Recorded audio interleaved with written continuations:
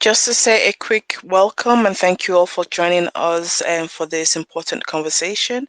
We will be starting in the next 9 minutes, and so please do sit tight and we'll be with you shortly. Thank you. All right, so I make it 7 o'clock, so thank you all for joining me. Good evening, colleagues and friends, and welcome to this Twitter Spaces, which is hosted by African Women in Media, with the support of the Wole Soyinka Center for Investigative Reporting and the MacArthur Foundation. I am Dr. Yemisi Akimbobola, co-founder and CEO of African Women in Media, and I am your host tonight. So tonight we ask an important question. What is the state of media reporting on violence against women and girls in Nigeria? A conversation that is part of our Reporting Violence Against Women and Girls in Nigeria initiative, through which we're training 90 Nigerian women journalists on a range of courses to build up capacity in reporting this critical issue. We're also conducting research and producing content to raise more awareness around improving media coverage of violence against women and girls. And the training that our journalists have been undergoing in the last few weeks range from ethics of reporting violence against women and girls to legal and policy frameworks, understanding the rights of women and girls, including the use of things like language and terminology, developing investigative stories around this issue, and also story development. And that includes things like fact-checking, identifying, protecting, and interviewing sources. And finally, we have a course on mental health and safety of journalists when reporting violence against women and girls. And this latter course, mental health of journalists who report traumatic events, is an important but not often discussed issue, and one that ignited the WhatsApp group of all our trainees last night. So we have a WhatsApp group with our journalists that we've been working with on this issue, and we had a robust conversation about mental health and the need for more support and conversations around the mental health of women, of journalists that cover traumatic events. Today, though, our attention turns to the current state of media reporting on violence against women and girls. We ask, where are we, and where are we going? And lending their voices and expertise to these questions are my guests, which I will now introduce to you. We have Motunrayo Alake, who's Executive Director and CEO of Wole Soyinka Center for Investigative Journalism. We have Professor Abigail Gwezi, who's the former head of Department of Mass Communication at the University of Lagos. Osai Ojibo, who's the country director of Amnesty International Nigeria. Dr. Josephine Efa-Chukwuma, who's the executive director of Project Alert on Violence Against Women in Nigeria. Angel Aduka Nwozu, who's a journalist at Document Her. Emenze Claudia, who's a broadcaster at Edo Broadcasting Service. Miriam Abu-Rashid, who's a communications professional. Chioma Agwegbo, who's executive director of Tech Her Nigeria. Esther Alaribe, team lead of programs at Women Radio 91.7 FM. Folarin Samson, Metro editor at Punch Nigeria, and Folarin is only here with us for the first 30 minutes, so thank you, Folarin, for making the time. And Adaora Onyechere, who's executive director of Gender Strategy Advancement International. So thank you all so much for joining me. Now, you heard a lot of names there. We have 11 speakers today, and it is a lot, but as we all know, Spaces events are always plagued with technical problems, which means that some speakers might cut out here and there. So I hope that doesn't happen, but if it does, we have plenty of experts in the room with us tonight. I'll be asking 5 questions to our panels before inviting our listeners to join into the conversation with their questions and contributions. So if you would like to speak during this Q&A section, please do click that request to speak button, which should be at the bottom of your screen if you're using a mobile. And my colleague, Joy Adigwe, will add you as a speaker.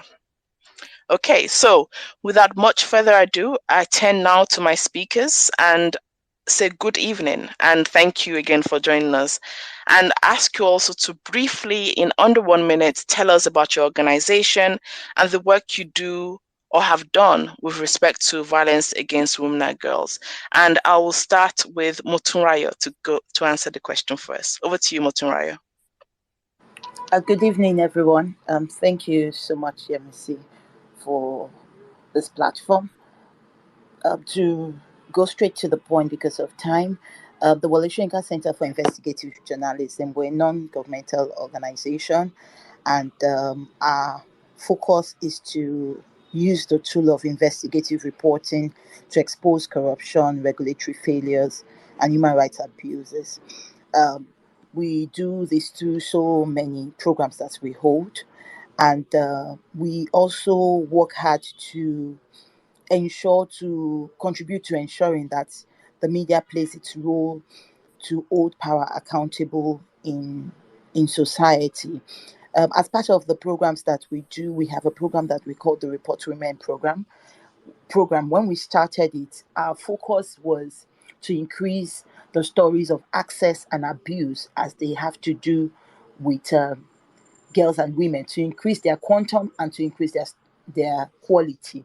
We had, from many media monitorings that we had done, as at the time realized that the way that girls and women issues were reported could be improved. And we also saw that there was a gap in leadership of female persons in the newsrooms.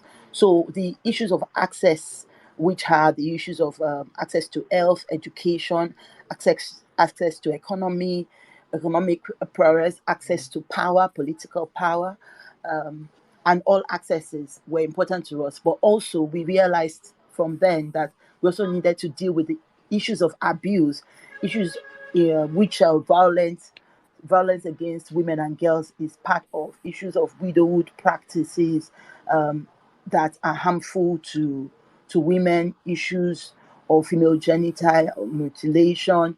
And as at that time, we also did a documentary covering these issues of access and abuse.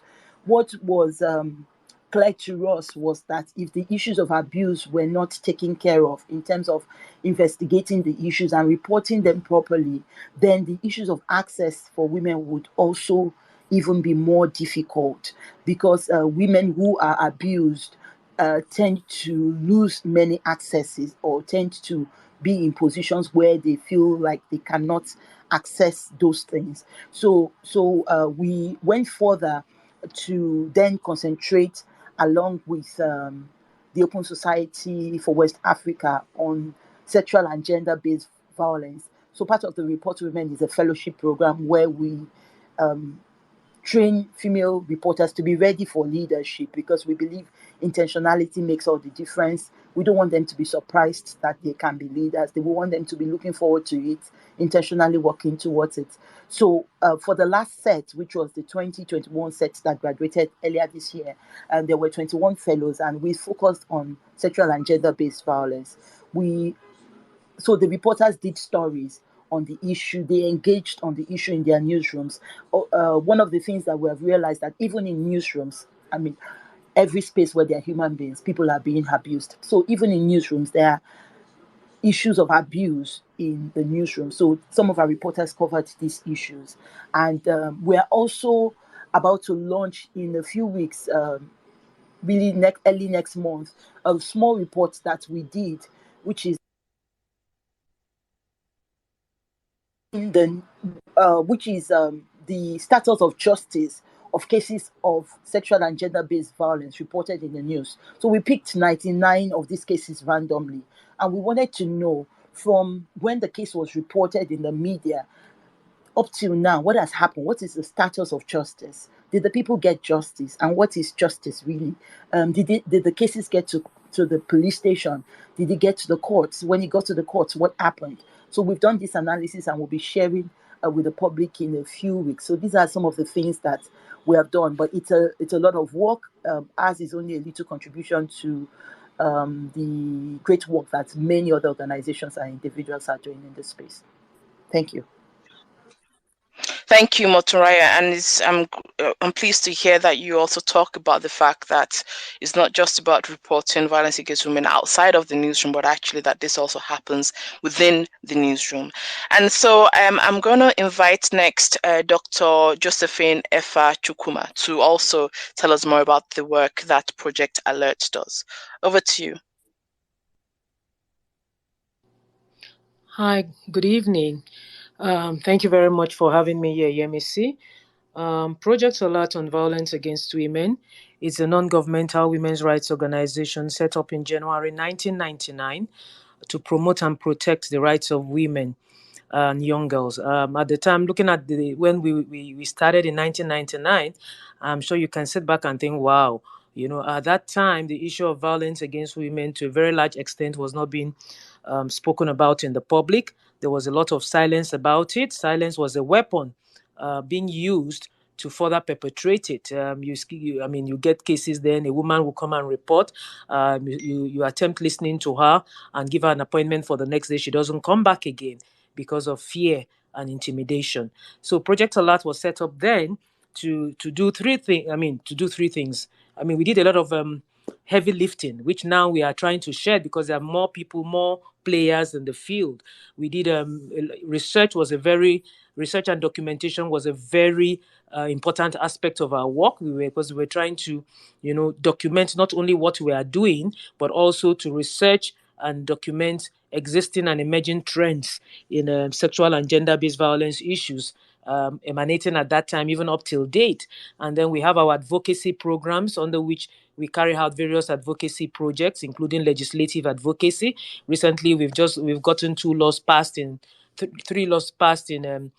Cross River and Akwa Ibom states, the Violence Against Persons Prohibition Act law in the two states, and also the disability law in Cross River State. We've worked on in Lagos State what you have today as the domestic violence law of Lagos State that has undergone some changes and was passed first in 2007 by Asiwaju Bola Ahmed Tinubu. We worked on it and got it passed at that time, way back in 2007. Lagos State, Cross River, Jigawa State were some of the Ebonyi states were some of the few states that got the domestic violence law passed at that time. So we have our legislative advocacy programs, we have our policy advocacy programs, we have our faith-based organization programs where we sensitize faith-based organizations, both the Christian faith and the Muslim faith, on the need for them to be sensitive to these issues and not tell victims to pray it away, because you cannot pray away domestic violence or any of these issues. We also have our male involvement project, which is all about engaging men, and boys from a very early level. Talking to boys in secondary schools, we realize that it's good to catch them young. And when you're talking to men about sexual and gender-based violence issues, you don't talk of women and girls as wives or girlfriends, because those ones can be dispensed of. They are toys that can be played around with. But when you're talking to men and women and boys and men about this issue, you talk to them about their mothers, you talk to them about their sisters, you talk to them about their daughters, and then you get their undivided attention. And then our third program area is our support services. That is the dearest to me as a person, having founded Project Alert and being the executive director, because it's not enough to advocate. It's not enough for us all to appear on TV, radio, and speak of these rights, and postulate about it. The next thing is, when these rights get abused by persons or by the state or family members, what happens? What practical support services are there for survivors? The victims die, the survivors make it. What is there for them? How can we actually help them? We say, okay, you can go to the court. There's this law. Come on, we all know that we have very beautiful laws lying in the closets, covered up. So there's this need for practical support services, starting from counseling, alternative dispute resolution, to actual litigation in court, to shelter. And we went a step further in May 2001 to set up the very first shelter for abused women in Nigeria, known as Sophia's Place. Sophia, from a Catholic background, meaning wisdom. And what are we saying? We're saying women, we need to be wise. A dead woman is not a wife. A dead woman is a corpse. So we set up the first shelter for abused women, and we are proud and happy to know that, with that, we've encouraged other organizations, be them faith-based organizations, be them individuals, or even other NGOs who have also set up shelters around the country. So in a nutshell, this is Project Alert, and what trying to capture what you've done in 20-something years it's not really easy. So I'm going to stop there in order not to take time. Thank you very much. Thank you so much. And, I've been a big fan and follower of your work for a number of years now. So it's a pleasure to have you on the call here this evening. Thank you. Next, I'd like to invite Osai to tell us about Amnesty International Nigeria. Over to you, Osai.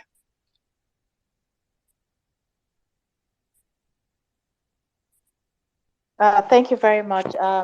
Good day, everyone. Thanks so much to African Women in Media for hosting this space and for having this crucial conversation. So Amnesty International is a global movement of over 10 million people. We mobilize the humanity in everyone and campaign for change so that we all can enjoy our human rights. One of the methods through which we carry out our work is through research. But beyond that, we have extensive advocacy and campaigns around really pertinent issues in order to ensure that we can mobilize action across nations, across localities, across differences in order to change the world for the better. So one way that we do this is by raising awareness and combating violence against women and girls as a violation of human rights, and using human rights standards and principles to hold our state governments all over the world to ensure that there's policy change, there's justice for victims and survivors and their families, and we use human rights education to raise awareness about what the law says and why everybody should make it their business to speak up for somebody else's rights when they are violated. We've done a few research on the issues of violence against women and girls in particular. Our most recent being a report we launched in November last year, titled An Harrowing Journey, Access to Justice for Women and Girls Survivors of Rape, which really brought up to date the current situation in Nigeria in terms of the gaps in the law, the barriers survivors and their families face when engaging with the justice system from the time they report it to the time it gets to the courts, and what our states, what our country and our governments can be doing differently to strengthen laws, prevent violence against women and girls, and to prosecute effectively and efficiently perpetrators of these crimes. We've done similar research also looking at how the violence in the Northeast has impacted on women and girls, including those who were fleeing Boko Haram, also were subjected to abuse and sexual violence in IDP camps. And we continue to push for the domestication of relevant laws like CEDAW and the Maputo Protocol in Nigeria, and for the widespread domestication of the Violence Against Persons Prohibition Act in all the states of the Federation. I think I'll stop here. Thank you very much. Okay, brilliant. Thank you so much, Osai. Great work that you're doing there at Amnesty International Nigeria. I just want to say that if we have, so as you can see, we've got about 7 of our speakers on.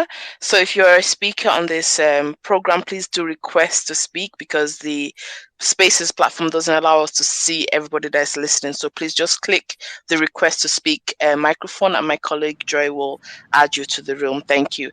I'm going to invite Samson to speak next, because Samson's going to leave us soon. And Samson, I think, let me ask you the second question. Apart from just introducing yourself, my second question would have been that, reflecting on your practice, why is this conversation about the role of media in reporting violence against women important and timely now in Nigeria? So if you could answer both at the same time, because I know you've got to leave soon.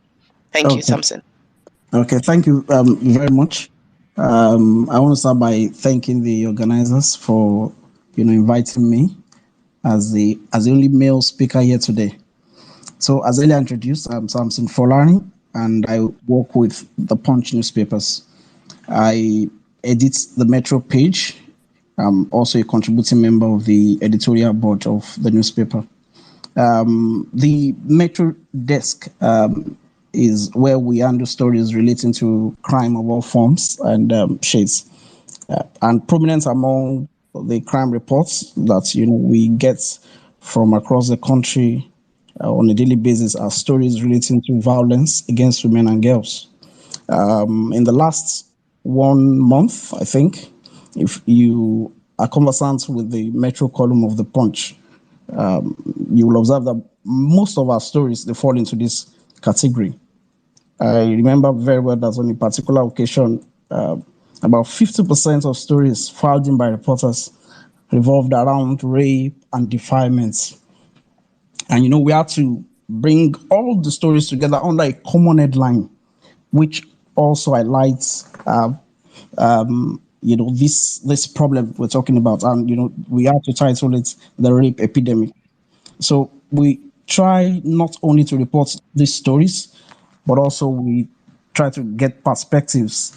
We engage experts who will talk about their implications and sensitize women, parents on what they can do to avoid falling victims as a form of public education, sensitization, and enlightenment.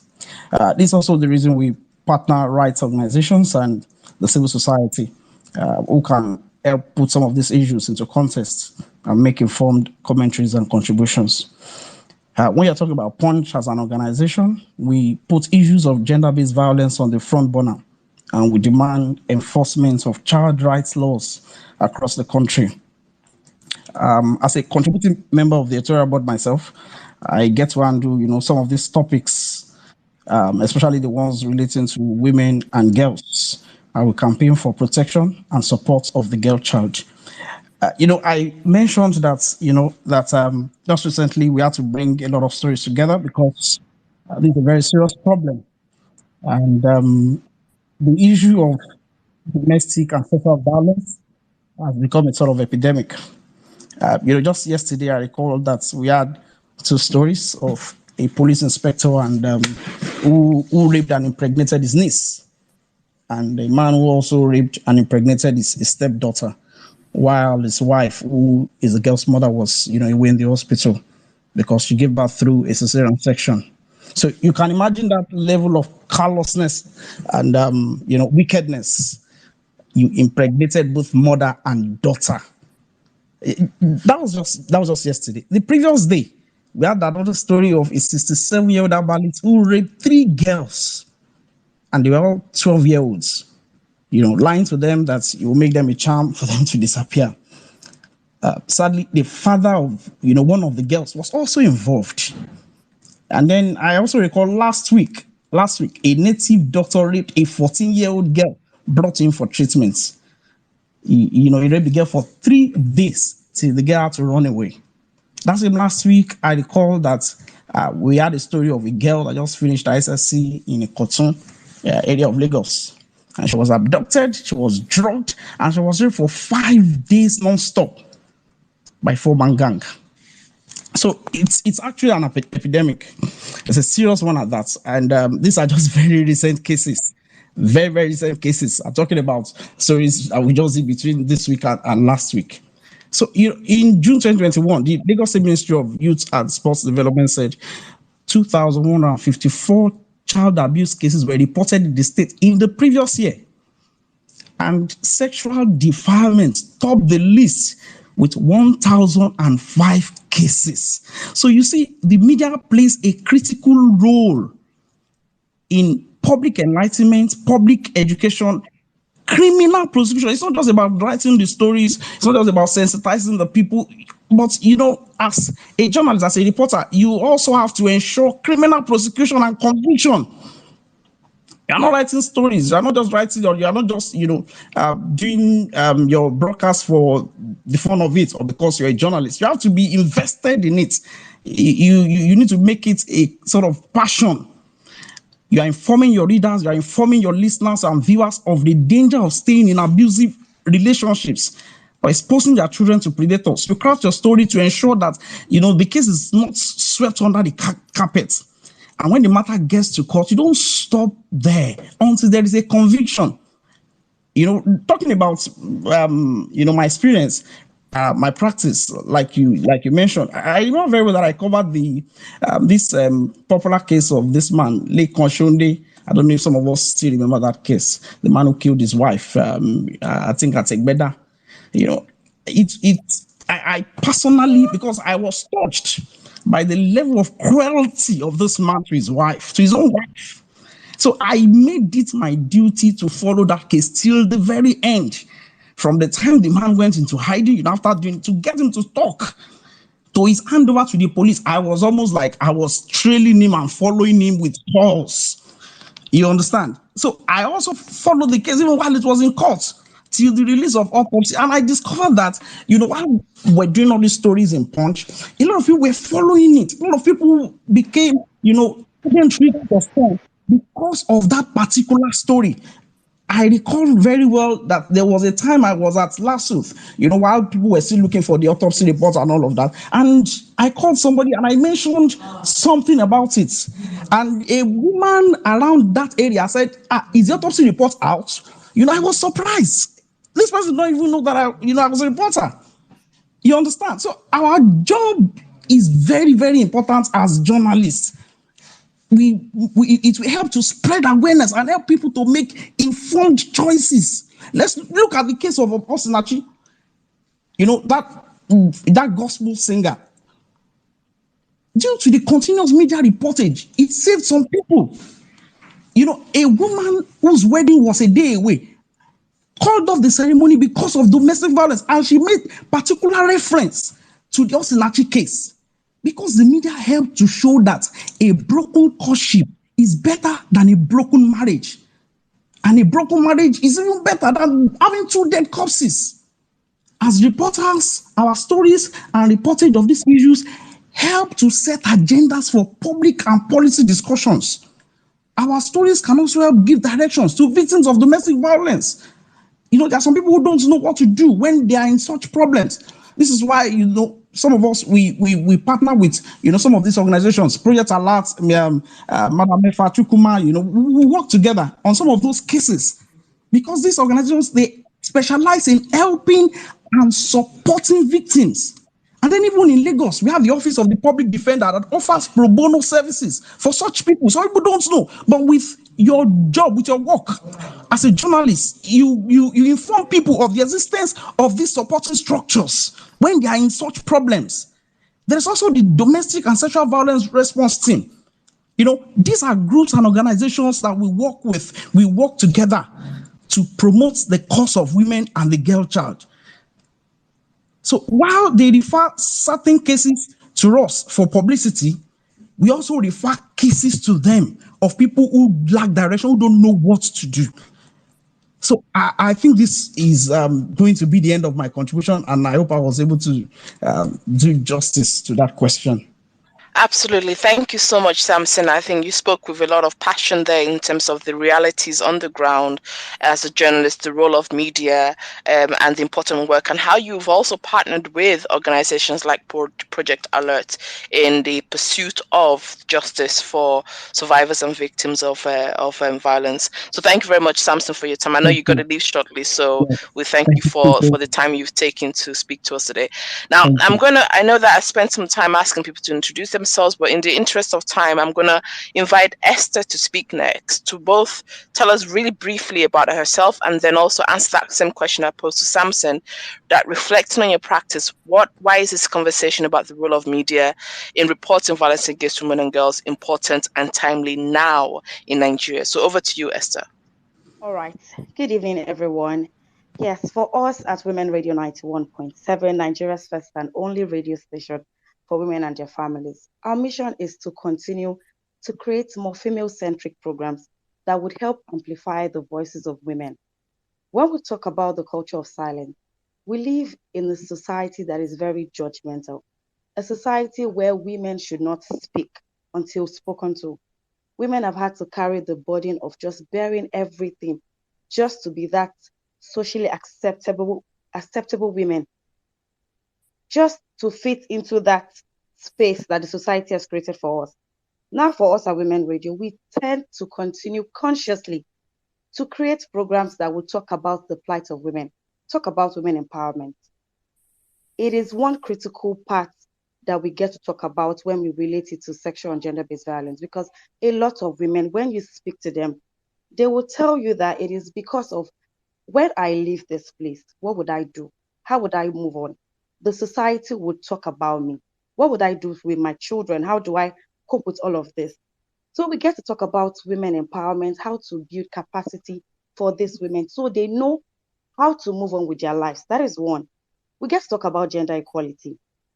This, in our society, you get to talk to the average man on the street. The average man on the street doesn't see any reason why he should respect a fellow woman. You get to hear things like, you can't talk to me like that because I am a man. And all of this at Women Radio, we daily consciously try as much as possible to focus and spotlight these issues that women get to face. Talk about harmful widow practices, talk about female genital mutilations. All of these things put together are things that women have to go through. And at Women Radio, our core values, we do not joke about these things when it comes to talking about women and preferring solutions. I can say to an extent that the media is doing a great job, a fantastic job in highlighting these issues. I can say for a fact that people feel more comfortable now calling on shows, talk about real life issues, asking for help. Because when we have these programs, we tell you, you can go to Project Alert, you can go to this organization, you can talk to this person, you can call this number, and you will get help.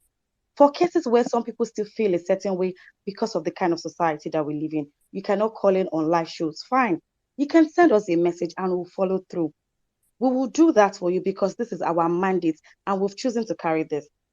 Talking about why this conversation is timely at this time. We live in very, very sensitive times. Talking about the high rate of insecurity. And we have data to prove that women and girls bear the brunt of all of these cases of insecurity. Go to the IDPs. We have more of women and children there. But what are we doing about it? As the media, we just get to talk about this thing, not just because we want to talk, but because we want to provide solutions, because we want to offer support.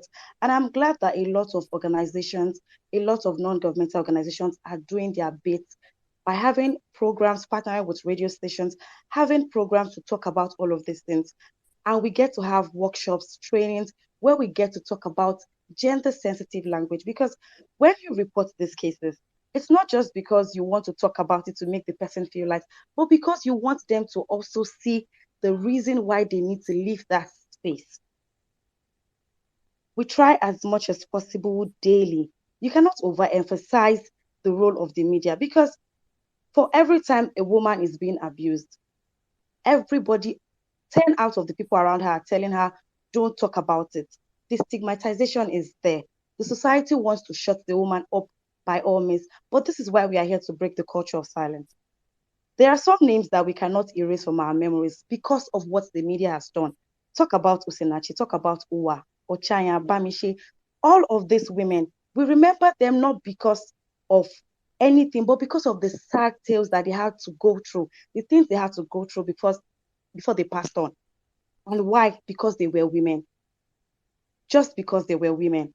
We know these cases because the media tried as much as possible. We kept talking about these things. Talk about the case of Baba Ijesha. We kept talking about it because when we talk about it, you remind people that yes, this person has done this and this person has to go in for it. Our justice system might be slow, but that one is another critical area that we also need to look into. You go to some gender decks. I've had a caller tell me on my show that she has gone to a gender desk before in a police station to report what has been done to her daughter. And the officer in charge at the gender desk told her to go home and settle it because the abuser is a family member. And I told the woman to send the message. She sent the message and I had to hand it over to another organization and this issue was sorted out. So when we talk about these things, I really think that we need to do a lot more. And we at Women Radio, our commitment is there. It is our mandate and we will continue to do our best to ensure that we keep spotlighting the issues of women and talking about eradicating violence against women and girls, women and children generally. Thank you. Thank you so much for that valuable contribution, Esther, from Women Radio. And I'm grateful that you brought up also the issue of violence, of security-related violence against women. Obviously, we have the global resolution, the United Nations Security Council Resolution 1325, that recognizes the impact and the role of women in peace building, and also frameworks like the Women, Peace and Security Agenda, which I would love to see more engagement with the media in terms of their engagement in achieving the agenda, the WPS agenda, and in highlighting the brunt, the level of the brunt that women face as survivors in conflict environments. So I'm going to move on now to Professor Ogwezi, to ask you also, Professor, to reflect on your research, on your work in this area with media, in terms of the role of the media in reporting violence against women and girls, why it's important, why it's timely, but then also how have we improved in the last few years based on your research? Thank you very much. The issue of violence against women and girls has been on for quite a long time now, and everybody will have our different callings, all the panelists and even the listeners, and we're all working towards the eradication. As an academic, beyond the classroom, I'm a visiting member of the editorial board of The Guardian. I've written so many editorials on violence against women and girls. I teach media and communication, development reporting, communication planning, and message development. All these are inbuilt because it's a catch them young thing. I've also contributed so many high articles to high impact journals, sharing our experiences, the way forward, reportorial styles. We also talk about issues about language use, how to get people to speak, because even survivors sometimes don't speak. We've also talked about issues of looking at the ecology where these things happen, not just looking at the victim blaming model. Now, in terms of reflecting on my practice, I see that because I'm a media person and I teach media and development, I want to talk about the critical role, the agenda setting role of the media.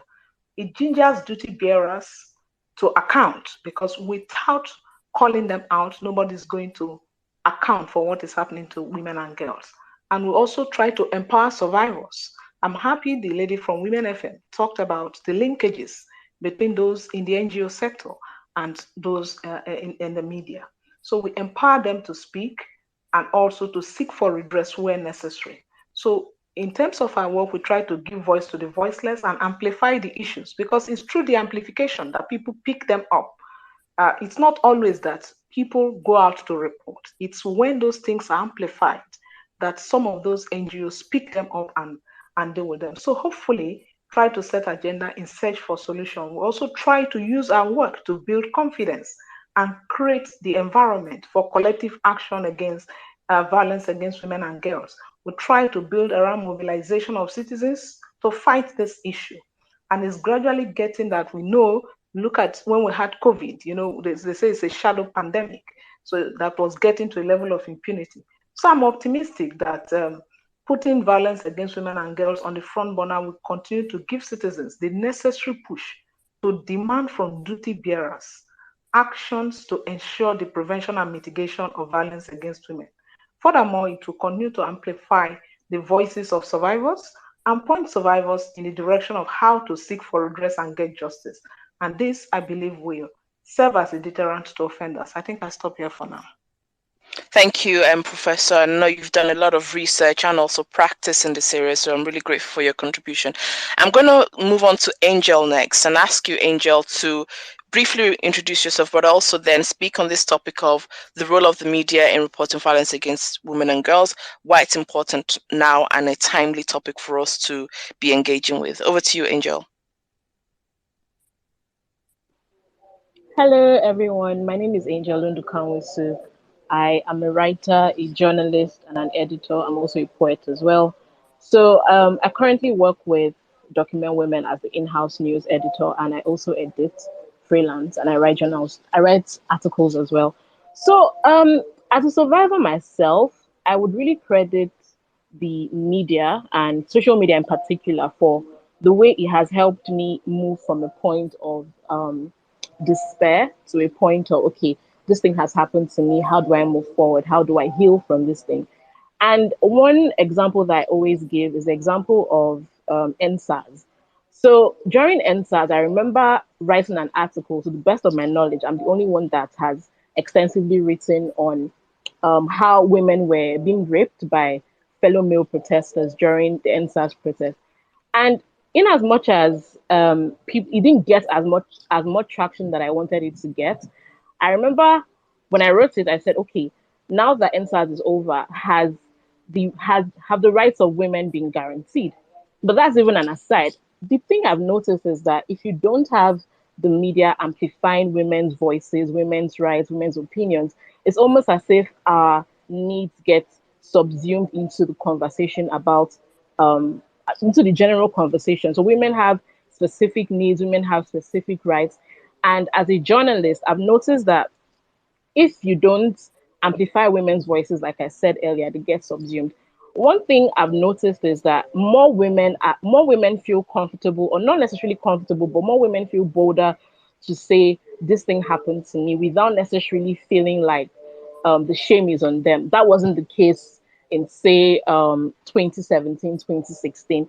I've been protesting since 2018. So aside my work as a journalist, I also do a lot of feminist organizing and protest organizing. So compared to Twitter in particular, Twitter in 2012, you could see that in 2012, people would make rape jokes. People would, say things like use women's oppression to degrade women essentially and to make jokes about that. But because a lot more people are sensitive to these topics, you don't find making joke women without backlash or without a form of accountability. And that for me has been the best part about being a journalist. So there is a form of accountability whereby you can't just come out and say something, because you know now that even if you may not agree with us as feminist journalists, your words have far-reaching effects. And for me, the area that I want to see a lot more improvement upon is the vocabulary we use when reporting women's violence. So you find out that a lot more people still say words like defiled. And I always wonder, why do you have to say a word like defiled? When you use a word like defiled, it transfers the shame from the perpetrator to the victim. And that's not what it's supposed to be. Or even when you say things like say no to rape. And I'm asking, who says yes to rape? If you say no to rape, that means that you are creating a possibility whereby somebody can actually say yes to it. And one more thing I've noticed is that from my work working with document women, it's domestic violence and the issues we report on as in the media are just the tip of the iceberg.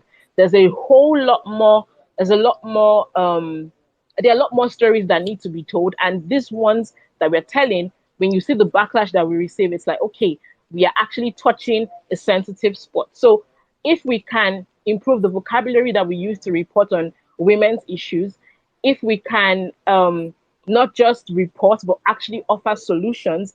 If journalism can take on, when it comes to women, I often see that there's this mindset of be impartial, and I can't be impartial. I'm a woman, and like I mentioned earlier, I'm a survivor. When I'm writing stories on women who have, experienced sexual assault, my mind takes me back to what I have experienced. So it's practically impossible to maintain a stance of being detached. So, like I said, we have to improve our vocabulary. We stop saying things like so and so defiled this woman. No, so and so raped this woman, and the shame is on him or is even on her, because men also get abused by women. But since the topic of discussion is violence against women and girls, we need to be more sensitive in the language that we use to report on violence against women and girls. And I think I would stop here now. Thank you. Thank you, Angel, and thank you for sharing your experience, but also for bringing up the topic of terminology and language. And we've got Miriam on the call, who is one of our trainers on the program where we're training 90 women journalists. And Miriam, I'd like to invite you in also to jump on what Angel has said around language and terminology. Briefly introduce yourself, tell us why it's an important conversation, but then also in response to this issue of language terminology, and also taking that objective, the question of objectivity.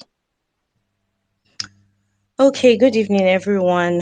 Thank you for this opportunity. I'm Miriam. Um, my work, I would talk about it as an individual and organizations I've worked with as a communications and media person. So this is, I would say, the first time I've had to actually do content directly dealing with violence against women and girls through the course on storytelling, which the trainees are using or are being trained on currently. But I've worked with organizations like the West African Civil Society Forum, where we had to do and work advocacy around the content of the ECOWAS child policy and the ECOWAS roadmap to ending child marriage. These are policies that need to be implemented in the West African states, and if implemented, would have implications. People will be held accountable for indulging in acts that have to do with child abuse or child marriage. At the CDD as well, at the Center for Democracy and Development, I worked as communications persons and supported projects such as the fake news project. And then there were programs that the organization had on radio in the Northeast that had to do with countering violent extremism. So in that on that project, one of the, shall I say, techniques that was used is enlightening the audience, the listeners, and making them also understand that the these people that are promoting violence or saying these certain things are correct using religious texts like the Quran. It's That's why it was called countering violent extremism. It was to tell them that no, this is the right way, this is the right lessons from the holy books. So it enlightened everyone, women inclusive, because of course when they know the right teachings religiously, since that's a strong factor in that region, they can better know what is actually correct, than just being brainwashed by the insurgents or the those perpetrating violence and all that. So, talking about the role of media in reporting violence against women and girls, as many of the speakers have said, the online space really has done a lot in enlightening the public. There is now less of the hush hush culture around issues of violence against women and girls. Survivors, even those still experiencing violence, are now able to seek redress. They know better where to go to for help. Because previously too, in organizations I've worked with, where they were dealing with projects that had to do with gender-based violence, one of the things I came up with also was putting up information on where to get justice or help if for women and girls who may be experiencing this thing. So on specific days, there will be content that will go up enlightening them on where to get help around all of this. So there is that. So the media is really, as has we've come a long way in recent years in how, especially again, I say the online media, how fast that cases like this are able to be made known to the public, some even happening in real time, people able to follow and see the issues, and a lot of women being able to identify that these issues are not peculiar to them, where in the past they might have just existed and not know how to deal with it, not know where to run to. They are now able to get help, and different NGOs as well are coming out to say, to show this is how you can get help, this is how we can help you as well. And so there is less of hopelessness and helplessness around issues of gender-based violence. As the last speaker said, it is indeed true that language is important. And we're also seeing a shift. We're seeing that people are more careful in just saying anything. And media has also helped to change mindsets and thinking, around these issues. Even sometimes it's the women who think that it's not a big deal, just as the case of the the lady who reported at the police station, and then a gender desk set up for that purpose is saying something else instead of addressing the issue. So we are seeing that even women who used to think that they may even treat these issues as not a big deal. It's part of maybe it's part of life, it's part of what people experience, so it's okay. They know now that it's not okay. They know, they're able to identify red flags and all of that. And I really agree with what she said, using the right language. In fact, I don't think I ever really thought about it that way. Since there is so much around, kind of turning an event around, and then the victim is the one still feeling guilty around these things, let us use the right language. Let us use it in such a way that perpetrators are nailed, even with the words used to describe the act. So yeah, I would say media, we still have, as will be discussed later, some challenges, yes, but we've come a long way, and it has helped a lot of people have a mindset change and change their actions. And journalists are now also not just playing the role, as Mr. Sampson had said, of just being storytellers or reporting it for the sake of it as reporters. They are involved in the work as change makers. They are trying to get justice. They're trying to see these stories to the end and intervene, like not just an outsider or detach themselves. It is important to engage, have a reason why you need to tell these stories. We need to tell these stories, and let a lot more people have positive behavioral change and take the right actions. Thank you. Thank you, Miriam. You said a lot of really important things, and I want to quickly bring in Adara because I know you've got to leave shortly, and I'm also conscious that Chioma is yet to speak. So, Adara, over to you. Your reflections, your experience, and also this issue around platforms and terminology, and how far we've come in reporting violence against women and girls in Nigeria. All right, thank you, everyone. Good evening. Can you hear me? Yes, loud and clear. All right. So, first of all, thank you for this invitation, and I think it's very apt. I want to first of all say that being a survivor myself, raped at the age of 9, re-victimized at the age of 12. For me, this is not just a conversation, as a media person, as a broadcast journalist, but it's also as a person who over the years gradually went through the process of healing. And being in that space as well, I began to also understand why there's so much ignorance on perhaps even people who are supposed to be in the space to help, offer some sort of platforming for survivors. And I say this as a media person. First of all, we touched on gender identities, which was a vocabulary she mentioned earlier. And it also stems from how we refer to survivors and how we refer to perpetrators.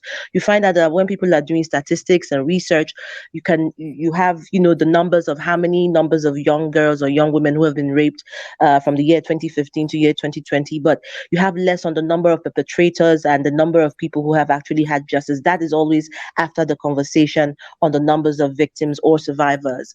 So I think that gender identity is just very important. There's still room, I think, for the media, us in that space, to begin to re-engineer our thoughts, the way we write, what we do with what we write. And I'm saying what we do with what we write because it's not enough to amplify. I think sustainable amplification is where we are. And I think that's what we do need to improve on.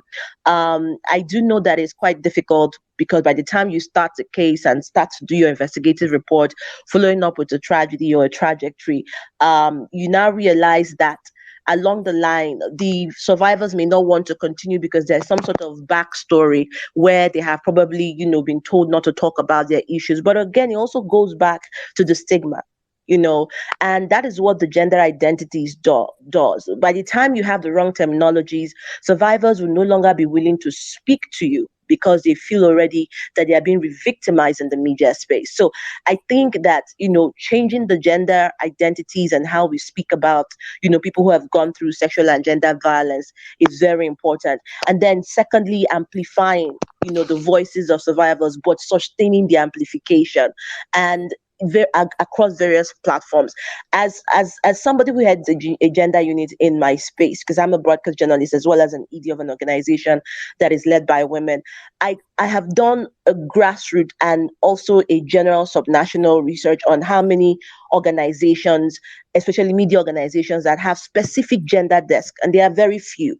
So you have a lot of organizations, they have beats for every case, they have insecurity, they have terrorism, they have health, but there is really no attention or deliberate effort to have, create a gender unit where issues of women and considerations on voices and amplifying conversations around sexual and gender-based violence is really given a care to. So what you find is that the stories are logged with other stories, and so they have news beats and news flashes and a special report, exclusive stories, maybe once or twice. Only very specific journalists who are working within those organizations, perhaps because of interest and also because of the level of outcomes that they have been able to get from the already told stories, do they keep up with the beat. So I think organizations should try to look at being deliberate about gender issues, especially on issues concerning sexual and gender-based violence, and having to make sure that they have desk dedicated to gender issues. And as an organization, that's one thing we are really passionate about: amplifying, sustainable amplification of voices, advocacy for the unvoiced, and making sure that these conditioning of the mindset of even people who are supposedly supposed to know better, but because they do not have the orientation, should also be one of the key things. Another area that is also really critical is mental health. I do also understand that even as a media person, I've met quite some of my colleagues who have gone through, mental health breakdown, reporting SGBV cases. And so there's not a lot of engagement for media personnel and journalists in that space to be able to help with their mental space as well as while they are doing their jobs. And then you talk about the sustainable engagement for counseling, guardians, for people who have gone through mental health, sexual and gender-based violence and their mental health. So there is more to do in that space. I do not know how deliberate, people would want to look at it as an issue, but I think that mental health is a really big problem, and it is one of the things that can help us to create sustainable engagement. Because if the media personnel and the media, the journalists, and some of the people in the broadcast industry are able to find a pool, a safe space where they can also unbundle while they are going through this process, it's something that I think that is very critical. And I think also, when we are also conserving history and creating data and all of that, I think we should also be able to have access to some of the data available, so that we can also, in the bit of also reporting, there is available data there to trust and something that is factual. And I say this because you find a lot of data from different organizations, and so there needs to be a harmonization. What is the concrete data that simplifies statistics, that simplifies output, that simplifies the numbers down to its originality in the social space, whether be it for civil society or the media, that you can trust? So you have perhaps 2020, an organization comes up and says, oh, there are about 20% or 30% cases, and then another organization the same year says, oh no, there are 45%. And so you have to have the extra understanding to be able to do diligence to find out really what are the concrete numbers. So harmonization of data in this space is really important, because what that does, it's help also to push for perpetrators to be punished in real time. And so we're not just doing the literature and the documentation based on numbers and statistics by hearsay. So I think for me that is really critical. And then safe spaces. I think, one thing I do realize, in places like England, is that they have, safe spaces, groups where people can speak to their issues and also be able to talk about areas where, that really is difficult for them to get through. Issues like depression, issues like bipolar, issues like, having, main character syndrome. There are several spaces like that. So I think we need to have more spaces, and our reportorials, our engagement, our conversations as media persons should begin to illuminate that there is need for that kind of safe space for us in the media space. Thank you. Thank you, Adara, and thank you so much for your insights. I think I definitely agree with everything that you said, but also in particularly this need for that focused gender desk in media organizations, that beat that really does put into practice the focus on women's issues. And also, you talk a lot about data and the need for data in terms of the perpetrators, not just the survivors and the victims. And, you know, it's interesting that two out of our speakers today have shared that they are survivors as well of forms of violence against women and girls. And I guess the question, therefore, is that how, because on the one hand, we do need to better support journalists who report traumatic experiences, but then what happens when the journalists themselves have that compounded experience of trauma? So that's a question I'll put out there for our speakers to think about, and I will come back to later on in the conversation. I was about to bring on Chioma to talk more around tech, and also because we've talked about platforms, but I can see she's reconnecting. So I'm going to go back to Motunrayo for the time being, in terms of, because I know that your organization has been doing a lot of work in this area, and the idea around the gender desk, and also in terms of in terms of the challenges of covering reporting violence against women and girls. Motunrayo, over to you. Thank you, Yemisi, and I must say thank you to all the people that have spoken. It has been yes, many things that we have spoken about before, but I believe that we're growing momentum in our confidence in speaking about these issues openly and in facing it, the issues. One of the biggest examples that I give of that I always recollect of the way a sexual and gender-based violence issue needs to be covered is a story, interestingly, by a man, Peter Nkanga. And I've made this example many, many times. It was one of the winning stories for the 2010 Wole Soyinka Award for Investigative Reporting. And that story was titled The Pregnant Prisoner. The story was a seven-part series that spoke to a teenage girl who had been brought from the village somewhere in the east to Lagos by her uncle with the promise of educating her to her parents. So the uncle brought her. Initially, he fixed her in a school, but later on, he removed her from school and put her in a store to watch a store for him. And in the course of doing that, he started to molest her, he started to rape her, and up to a point where she got pregnant. And to cover his sins, he decided that he was going to frame her for theft. So he framed her and said she had stolen from a shop, and then the police picked her up and were actually, held her, and she eventually gave birth in the prison. But the point of the story was that Peter Nkanga kept following up on the story. He wrote a 7-part series.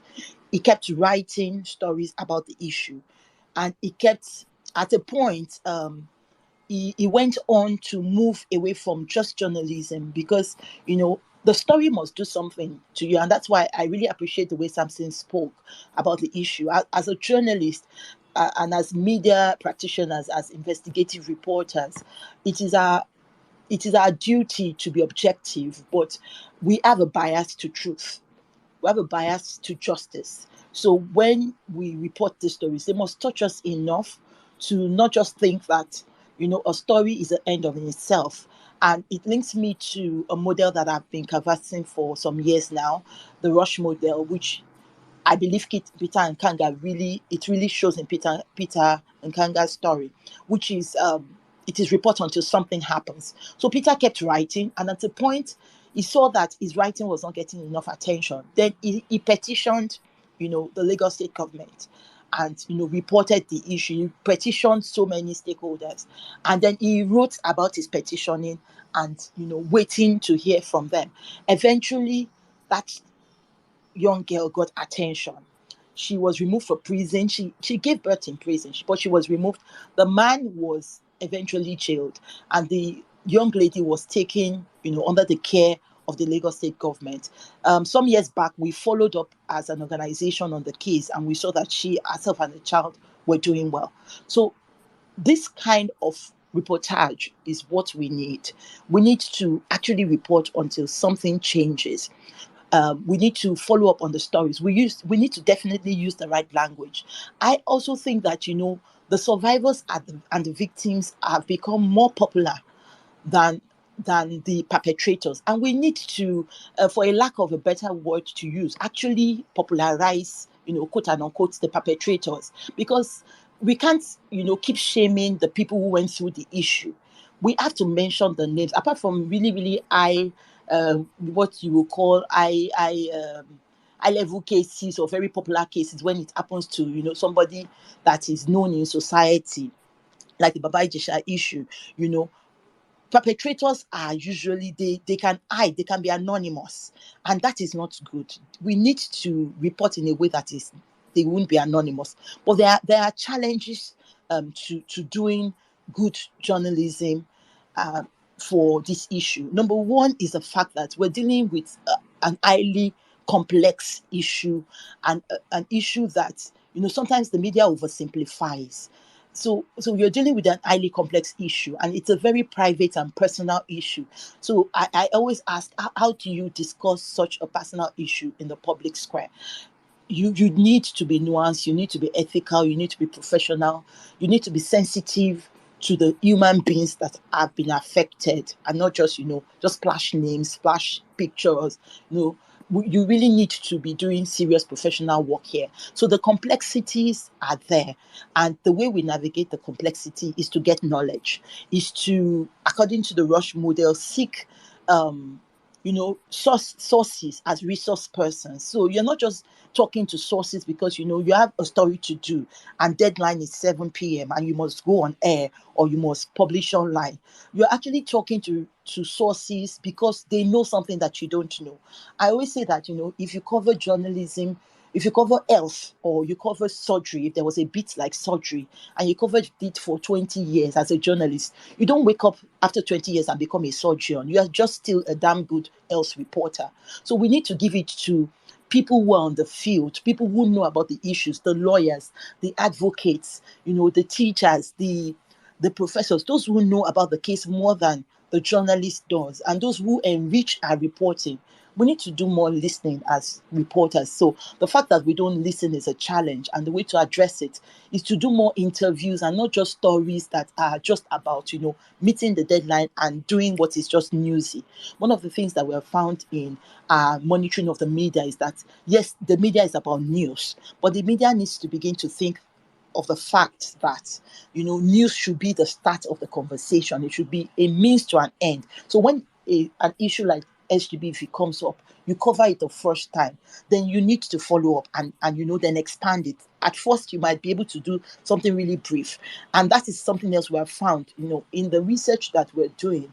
The small reports that we're going to publish in a few weeks, we saw that, identifiers were missing in reporting, and that is a challenge of professionalism. So identifiers of age, name, what work, where, where did the story happen, what is the name of the perpetrator, what is the age range, because these identifiers, these data points help us to better appreciate what is happening in society and how we need to deal with it. So we need to deal with complex issues. We need to be able to learn more. We need to report more professional. There's of course also the challenge of resources to covering stories. So when you talk about follow-up stories, the same reporter, we were doing a research on how the media reports, the extractives, oil and gas in particular.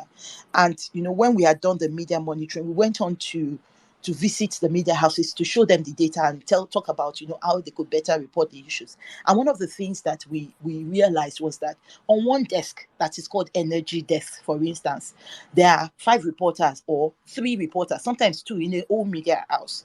And that thing called energy has, oil and gas in it. Oil and gas enough is too big as a bit. Now you have energy, which includes power in it, and you have 3 or so reporters. Sometimes that bit is called business, and there's energy in it, there's oil and gas in it, and there are just a few reporters. So really the reporters are just running around just a few issues, and that is why we do a lot of thematic support for media to cover particular issues. This HGB, for instance, we were able to do, more than 40 stories amongst our journalists, on the issue, because we had to focus. So the challenge of resources is also there.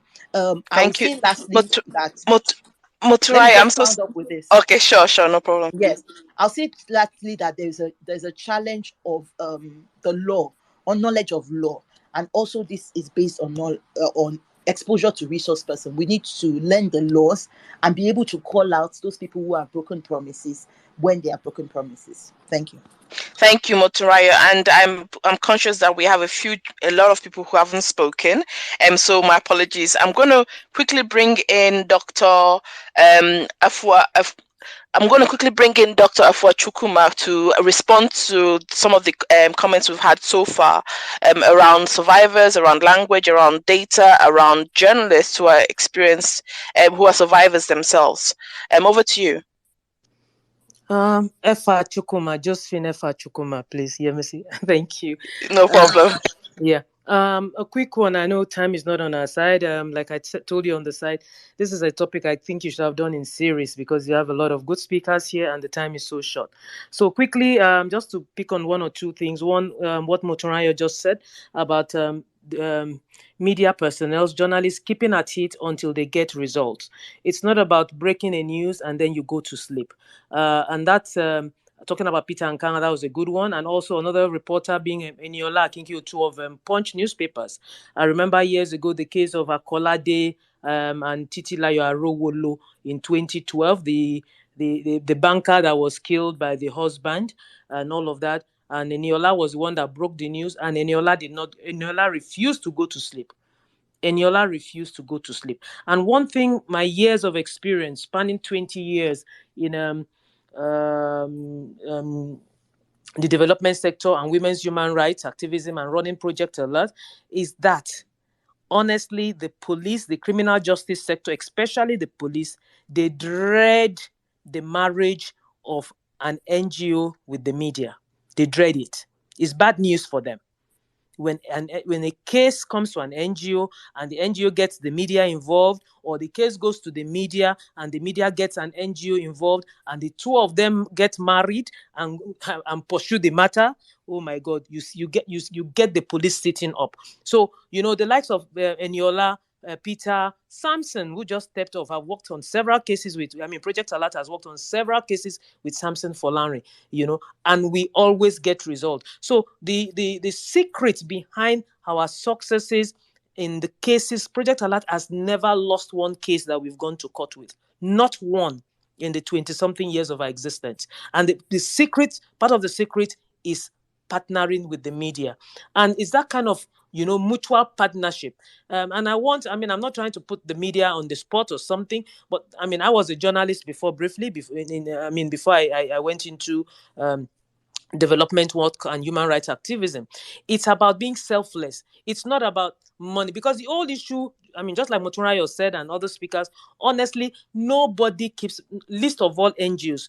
We don't keep money down and wait for somebody to rape somebody or someone to abuse his wife. When it happens, we just take it up. Not that we have the money down, that, oh, God, we have the money down. Okay, we were waiting for Peter to beat his wife. Okay, Peter has beaten his wife. Come, let us attend to you. No, we don't have that. Practical support services has been handled by women's rights organizations. Is the most challenging and the most difficult, because it's one program that money is not kept down for. Money is kept down for media, money is kept down for research, money is kept down for workshops.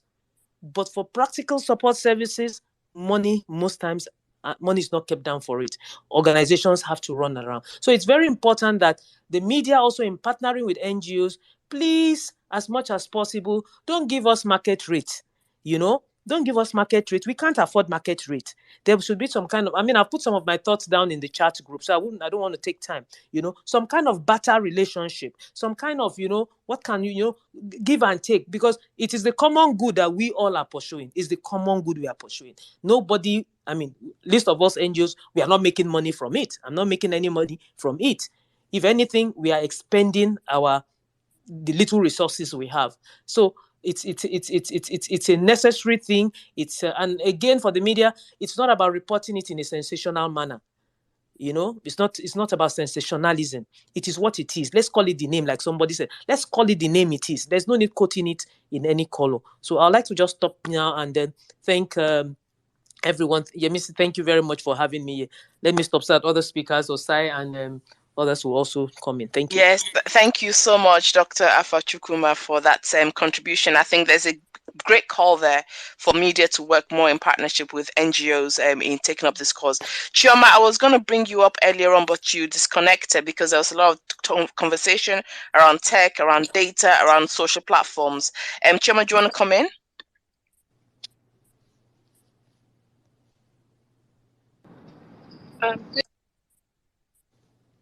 Let's see if I come here now, I see everybody. It does not give me option to click.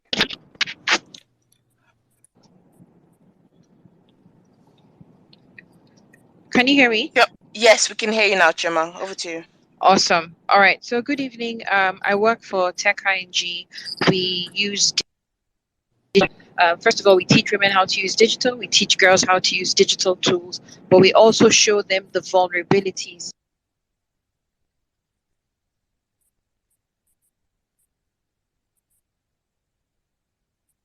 that they might be.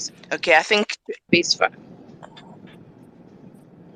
Okay, Chioma, your connection is intermittent. I'm going to hand over back to you again and just see how we get on. All right, let's try it again. I was talking about the work we do around sexual and gender-based violence, but also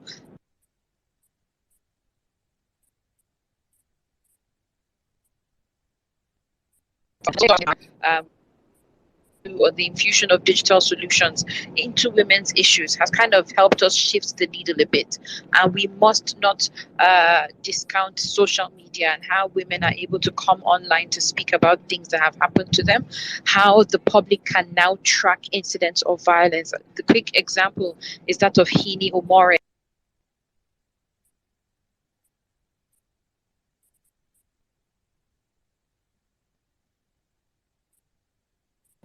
Was okay, Chioma, I don't know if you can.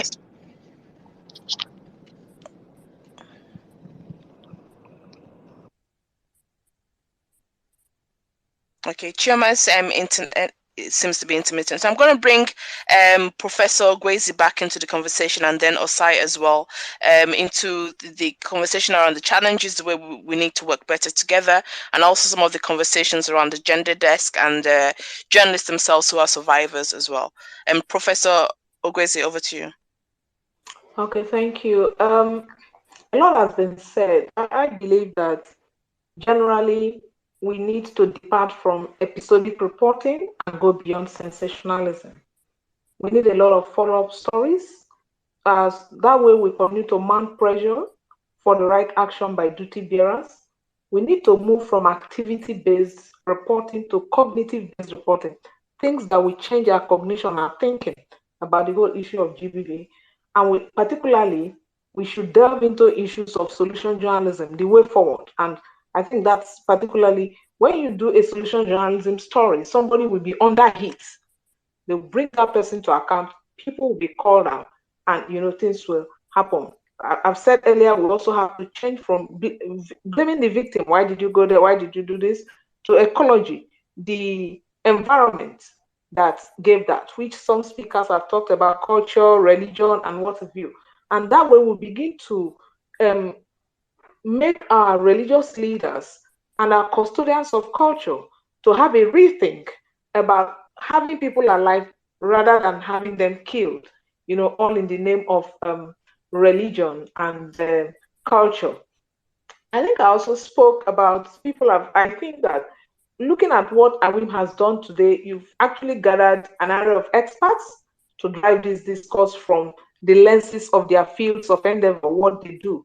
So as we collectively search for solutions to violence against women and girls aimed at prevention and mitigation in line with SDG 16, I submit that this conversation should also not be episodic, rather should continue and lead to the production of periodic policy briefs, and continuous engagement with government in the quest to find lasting solutions to violence against women and girls.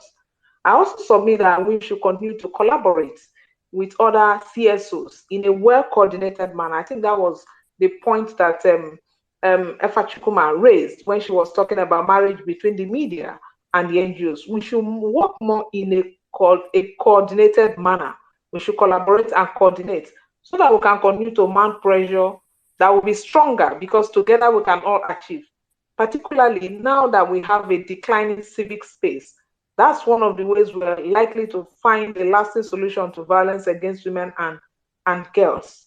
You know, so many recent cases that have been reported, like our sister Dora talked about, is the same thing that Motunrayo, her rush strategy is actually pushing for serious follow-up. And that was also part of the intervention by Dora, that if you look at the cases reported, I mean, the Osinachi case was driven to a point that the Minister for Women Affairs has to rise up. We also saw the Oluwabamiche story. Now we're seeing Hanifa case. In all this, I've written several editorials on them.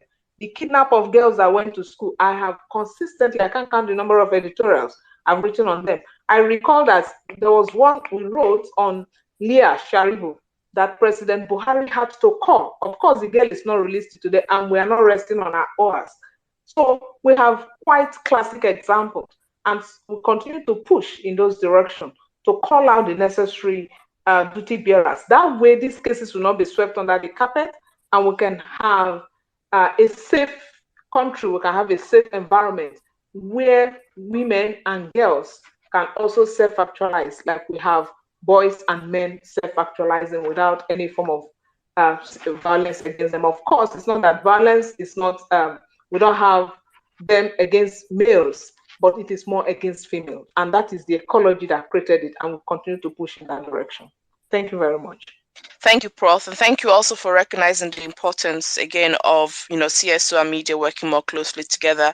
And as you can see from our lineup of speakers here today, we've tried to bring in together people from different spheres, academia like yourself, journalism, and also CSO. And in that spirit, I'm going to invite Osai to also jump in terms of, how you'd want media to work better going forward, especially in more close collaboration with CSOs. Osai, over to you.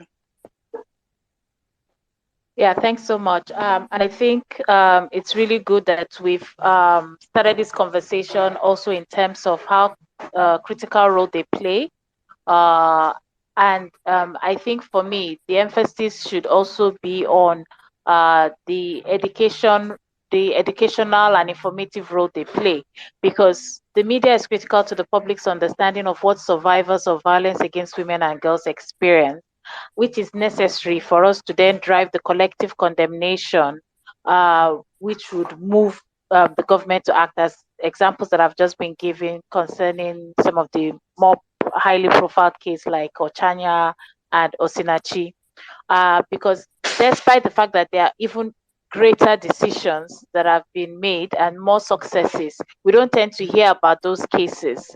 So the media can find ways through which the link with civil society, especially those working in rural communities, and even their own successful stories of prosecution. Because as long as we are able to show that there have been cases that have been concluded and people convicted, this would then also encourage many of the survivors and their families to come forward in order to to fight for justice and stay on course, because they know it's really key. The other thing again is how we work together, and I like the way Dr. Fachukuma had also referred to earlier on, which is it's a synergy between media and civil society, even in terms of some of the training that is available. It doesn't necessarily have to be a media training per se, but specific training on gender, specific training on bias, because all of us in the work that we do, unconscious bias, cultural, religious, our makeup tends to come to play. So in a way that checking in and having some sort of experts, the same way we have experts on TV or radio, even in-house experts on specific issues, media should feel comfortable approaching CSOs to say, okay, does this quite capture what it is that we're trying to say?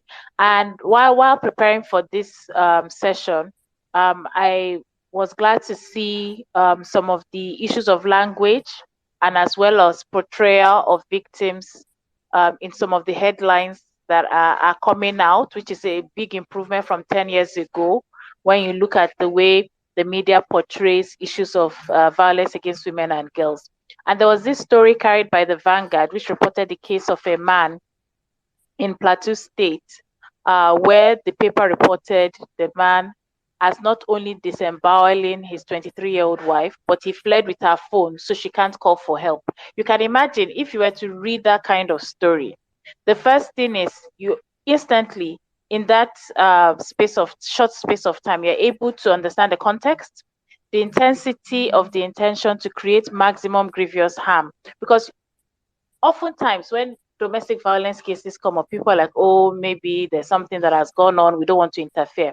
But because of the way this story has been couched from the beginning, people are able to understand that it's not just a wife-husband matter, but rather a crime has been committed, and this tone can then mobilize more people to condemn the action and refuse to accept the treatment by law enforcement or anyone involved in the justice system to treat it as a family matter.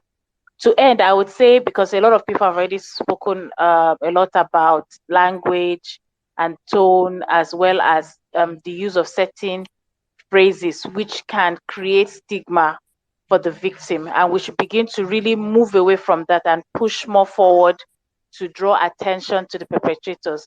And one very good example is the use of child defilement. I think we should begin to use things like child rape, because when you hear rape, you know, oh my God, this is a serious crime. And this is something that would lead more attention to the perpetrators. So critically, it's around human rights framing and gender sensitive approach. And we would need, as CSOs, we would need the help of the media in monitoring the implementation of the Violence Against Persons Prohibition Law and the various gender laws across the states and FCT, so that the harmonization we want to see in terms of implementation, in terms of data collection, can be better captured, and also in graphical use of infographics. Really like the way some of the media now play with infographics in order to draw attention of the public and break into bite-sized places the issues that concern survivors of violence against women and girls. Thank you very much. Thank you very much, Osai. And I think as we're rounding up our conversation today, I would like to invite our speakers to share their one call to action following all the conversations we've had today. So I'm going to start first with, I'm just trying to see who's online at the moment. I'm going to start first with Esther and see if we can get Chioma back on, and then then go to Miriam, Motunrayo, Professor Gwezi, and then finish up with Osai. So Esther, over to you. All right, thank you so much. It's been a very, very insightful conversation, I must say. Yes, so our call to action. For us at Women Radio 91.7, yes, it is our mandate. And I like the fact that Muturayo mentioned that strategy, report until something happens. And that is one thing that has kept us going at Women Radio. We spoke about Chibok girls and Elia Sharibo. So for every single day, we have a countdown on how long these girls have been gone. For Chibok girls, today marks 8 years and 103 days since these girls have been captured. For Leah Sharibu, 4 years and 157 days. And each day we keep reminding the government on the need to bring back these girls. We get to check on their parents, have interviews with them, find out how they are doing. All of these things we tend to do because we do not want a reoccurrence of these issues anymore. Yes, so our call to action will be, we would continue to create programs that would allow women have safe spaces where they can come together and talk about their plight, provide support, link them up with all of the NGOs actively involved. Talk about NGOs like Project Ella, talk about WANEP, Ward C, talk about Dorothy Njemanzi Foundation. So many organizations that have been in the cause of fighting for women and safeguarding the rights of women. Hazy Health Initiative, and we also have RAP. So many organizations doing so well, even with the little funds that they have. Yes, like one of the speakers mentioned, nobody keeps money waiting for somebody to abuse somebody. But when it happens, SGBV responders will always have to respond, because yes, we are taking this upon ourselves because we want to ensure that we create a society where women are free and their rights, they can actually live up to what they want to be, not just because I am a woman, I have ovaries, or I look a certain way. Anybody will just come and just do with me as they like. Thank you. Thank you so much for your input. And then I'm going to go to Angela. Sorry, I got something in my throat. I'm going to go to Angel now for your final words and call to action. Hello, thank you once again for having me. So, it's actually to piggyback off what some other people on the space said, which is journalism should be more solutions based. So it's not enough to offer news about what has happened. You have to provide solutions to what you said. So, for instance, somebody on this space said that if there's a marriage between corporate social organizations and the media, it makes people sit up. So I know from experience that when journalists partner with NGOs, even to amplify protests, like I said, I used to plan protests for a while, to plan protests, it creates this sort of urgency. So we need to partner more with people who are actually doing the work on a daily basis. We also need to advocate more for funding, just away from the media, and funding into specific issues that affect women and girls. We need to be more intentional about the language we use when reporting. And we also need to stop preaching that journalists, female journalists in particular, should step away from an issue. I find out that we often use that what's it called? We often bring up that excuse when a female journalist is intentional about centering her experiences in what she's reporting. So if, for instance, I'm reporting an issue like the way women's voices are sidelined, as a journalist, you hear things like, why are you a journalist? And saying, I'm like, no, this is an issue that not only affects me as a journalist, but affects me as a woman. So I remember in 2020 when I was criticizing the role of women in NSAS, people kept on saying, oh, Angel, you're a journalist, you're supposed to be impartial. And I remember saying, when a random man on the street now, not a SARS official, should, harass me, he's not going to harass Angel the journalist. He's going to harass Angel the woman. So if a black person, this is what I'm going to experience as a black man, why do we always try to silence women journalists who speak on the peculiarities of being a woman, and not just being a woman, but being a woman who shall experience things, even including the things that she's reporting on? So those are the things for me. We have to stop policing women journalists. We also have to celebrate our wins. So people mentioned that we don't have a particular tracking of perpetrators. And while that is true, I remember in 2020, or 2019 actually, a partnership between Consent Workshop and Stand to Injury brought about Nigeria's first. We have to be intentional about documenting the voices of women who go head first and try to create systems whereby we can have a database of sexual offenders. I know the Ekiti, is it Ekiti? I'm not so sure. I don't want to say something out of the blue, but I know in Ekiti we have a sexual offenders registry. That bit I know. So if we can do all of this, so to list again, we have to have the terminology we use. We need to stop saying things like say no to rape, because nobody says yes to it except somebody who believes in rape. So we need to say punish rapists, punish the people who are actually going about these offenses. We need to be more intentional about celebrating our wins, because when we celebrate our wins, we know that, okay, it is possible to move from point A to point B. We need to create more partnerships between the media and CSOs. So I think from here, I'll just stop. And thank you for having me once again. Thank you so much, Angel, and thank you to all our contributors so far. Miriam, over to you. Your call to action, your final word and call to action. Okay, yeah, so I would like to address something a little bit different that I feel that journalists, media people, communications persons, and women in general can continue to raise their voices on. If there are laws that repress or make it more difficult for women um, to be included. For instance, earlier in the year, the National Assembly rejected some bills, and these bills were aimed at improving women's representations and inclusion.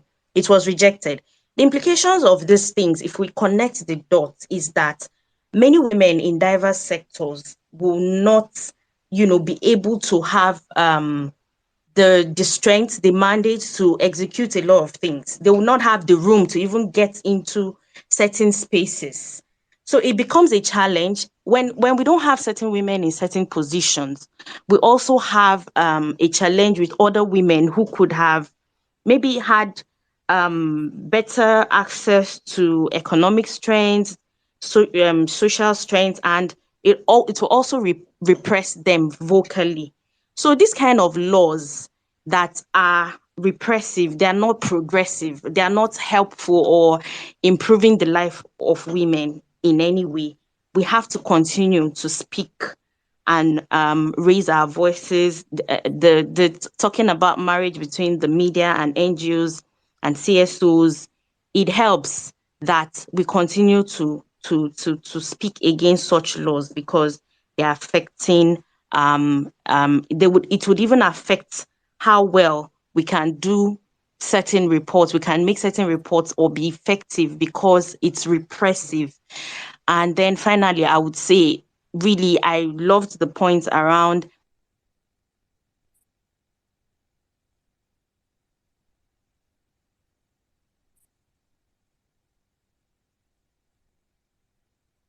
Oh, I think we lost Miriam there. Miriam, if you can hear us, we can't hear you, so maybe I'll come back to you. So let's go over to Dr. Efa Chukuma in terms of your call to action and final words. Thank you very much, Yemisi, for this. My last words would be for the media to please try and pay some close attention to reporting incidences of violence against women with disabilities, because women with disabilities are 3 times at risk of being abused. 3 times being their gender, first, second being their disability, and third being their social status. So it's very important that close attention is paid to that, so that it doesn't look as if we are leaving out a particular segment or whatever, because the rights of women with disability is the same rights of all women. So I would like to, sign off with that please let there be a conscious and a deliberate effort to pay attention to the plight of women with disability as it comes to sexual and gender-based violence. Thank you very much. Thank you so much. A completely inclusive approach to reporting violence against women and girls. Professor Ogwezi, your call to action and final words, please. Thank you, Yamisi. A lot of issues have been raised during this conversation today, and I'm quite excited. So I also submit again that the work of AWiM on this should not be episodic. I'm happy you've been driving it over the years, the work on violence against women and girls. And so you should continue. And all the issues raised this evening should form story angles for the stories that will come out from the collaborative media project. I also believe that based on some of the issues raised, you can go beyond even policy brief to executive briefs, things that government should do, and other groups, so that the engagement could be continuous in terms of finding solution. It's not an overkill. I also have to reiterate that that collaboration between the media and NGO should be stronger. It should be stronger, and it should be well coordinated so that we don't work in silos and we're not territorial about our work, because we are all working towards achieving the same goal. That is the only way we can mount very strong pressure on duty bearers, be it at the community level, local government level, state level, and national level. And I'm sure you know that the work for the collaborative media is at the sub-national level. And so they will be stronger and will achieve better, because we know now that together we can all achieve, and that will be my submission for this evening. I thank you very much again for having me on this program. Thank you so much, Professor Ogwezi. Motunrayo, your call to action and final words.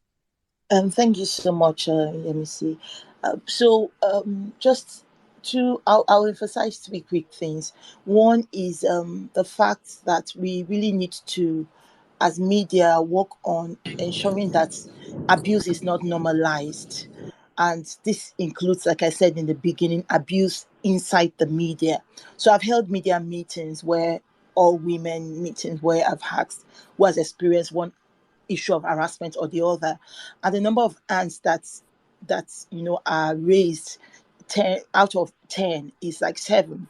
So the issue of abuse in media houses, we can't go to equity except we go with clean hands. It's cliche, but it's the truth. So we need to deal with the issue of abuse, sexual abuse in the media, so that the media can better understand the psychology of normalizing abuse is in society, is in how people speak to you, is in how people relate. So we need to educate ourselves in that regard, and the media can help. The second thing is about the need to understand accountability. Who media holds accountable? Accountability is about power dynamics, and so that power dynamic can be anywhere, including homes. So it is okay, and like Osai said, it is a criminal action for a father to abuse the child. It is a power dynamic issue, and the media has a duty to hold that father accountable. It is a criminal action for a clergy person to abuse somebody that works with them. The media has the duty to hold that power accountable, because it's about power dynamics. So we need to emphasize that it's not always government that we hold accountable as authority, but it is any power and every authority that seeks to compromise the rights of the people. And finally, just to again say that there's power in collaboration.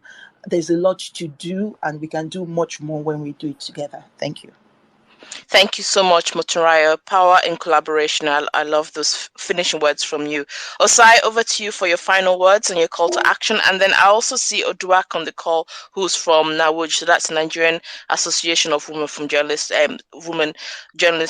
who I will call on after Osai has spoken. Just over to you, Osai. Thanks so much. So for me, I think we should always remember the survivors. We need to center our interventions on them. They must be treated humanely and with dignity. Applying the principle of do no harm should guide each of us, whether in civil society or in the media, in how we portray and document their experiences. I would like to remind everyone about the case of Dorothy Njemanzi versus Nigeria, which was brought to the ECOWAS court in 2014-2015. Judgment was given in 2017, and damages to the award of 80 million naira was awarded by the court in that case. The case is very instrumental because it's the first time that any regional court pronounced on the Maputo Protocol, which is the protocol to the African Charter on the Rights of Women in Africa.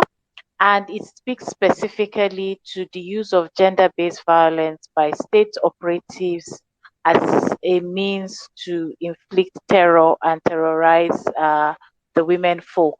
It's a shame that till date, 5 years since that judgment was made, Nigeria hasn't implemented that.